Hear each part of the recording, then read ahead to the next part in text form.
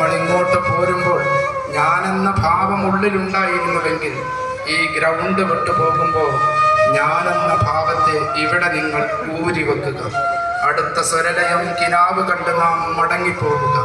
ഇനിയൊരു സ്വരലയത്തിലേക്ക് വരുമ്പോൾ നമ്മുടെ രാജ്യവും ലോകവും പ്രശ്നങ്ങളില്ലാത്ത, കുഞ്ഞുങ്ങളുടെ കണ്ണുനീരില്ലാത്ത, മനുഷ്യൻ്റെ രക്തമില്ലാത്ത, മനുഷ്യൻ്റെ രക്തമൊഴുകാത്ത സുന്ദരമായ ഒരു ലോകമായി മാറട്ടെ എന്ന് നാം പ്രാർത്ഥിക്കുക.